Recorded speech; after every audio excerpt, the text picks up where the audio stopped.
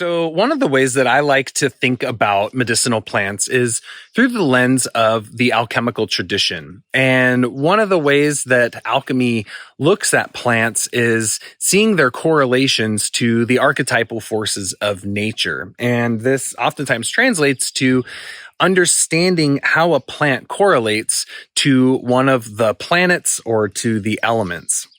And when we're looking at Motherwort, to me, this is a very distinctly Venusian plant. We see this Venusian property in the way that it is having a very strong affinity for the female anatomical reproductive system, the way in which it is operating on the menstrual cycle, as well as its relaxant nature.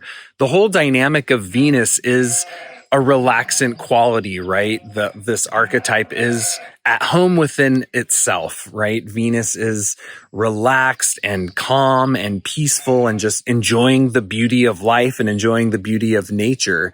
And so that translates to a physical property too. So very commonly, plants that have an action on the nervous system, have a calming action on the nervous system, many times are actually ruled by Venus. Sometimes they're ruled by Mercury, which is the main planetary ruler of the nervous system, but many Venusian plants are as well. And so these are some of the ways that I think of the Venusian property of this plant.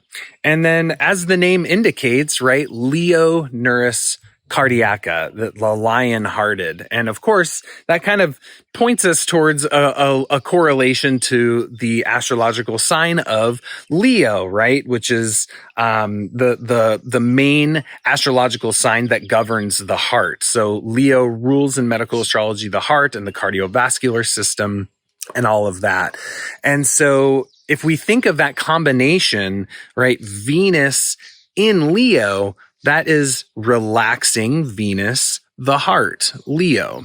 And Leo's a fixed fire sign. And one of the ways that I like to think of that is, that fire element, we can kind of see it in the signature of the plant, where you see it's probably a little bit hard to see here because the camera's not focused on it. But right here on the flower edges, that's very prickly and pokey. It gets when it gets much further on, it gets really, really sharp. And then you kind of have the intensity of the leaves. The leaves to me actually kind of look like a flame, when they're a fire kind of pointing upwards like that. The traditional glyph for the fire element in alchemy is this upward pointing triangle.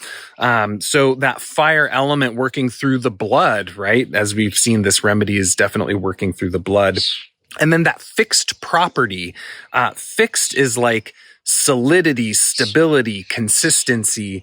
And this is what this plant is doing within the heart. It's like if you think of a heart palpitation, when your heart's beating rapidly and out of control, that's like, there's no rhythm to it. There's no solidity. There's no consistency. It's like too much air, too much wind in the heart. And Motherwort anchors that. It fixes that heartbeat down so that it is stable and consistent and solid. And it's also doing that in regards to the reproductive system, right? In the way that it is stabilizing and fixing that menstrual cycle, creating a rhythm to it. And, we really see that in the signature of the plant, where if you look at these the way the flower stalks or the way the flower heads move, there is this very consistent rhythm about it, right?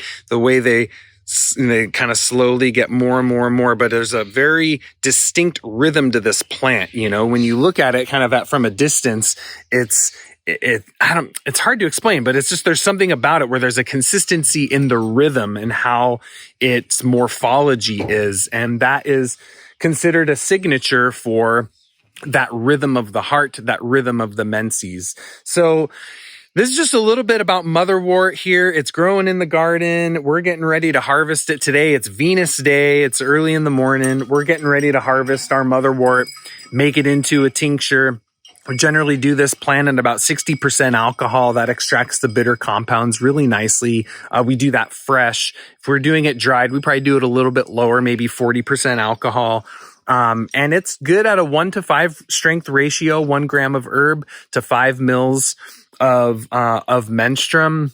We find that's perfectly effective strength ratio for this plant. Of course, you can make it stronger if you want, but even 3 drops in that 1 to 5 is a really, really effective remedy. And this plant, last note, this plant really does not really make the most ideal tea. And the reason for that is it's super bitter.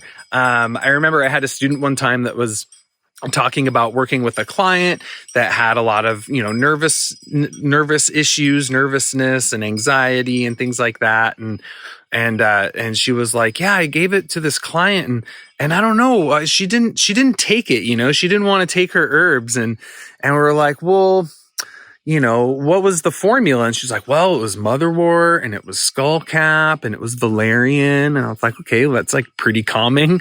And well, how much were you having her take? And she said, oh, I was having her drink a quart of tea a day. And I was like, whoa, you gave that in a tea? Like, ugh, like, have you ever tasted Motherwort in a tea, even by itself? And she was like, no. And so we, gave her some. It was like, whoa, like, it's really hard to take. And she's an herbalist, So this remedy is really best as a tincture simply by virtue of how bitter it is and just making sure your compliance is going to be good with it. So thanks so much for joining me in this video. Hit the like and subscribe button. If you're not following us on our email list, head on over to evolutionaryherbalism.com. We've got tons of free resources available to you there.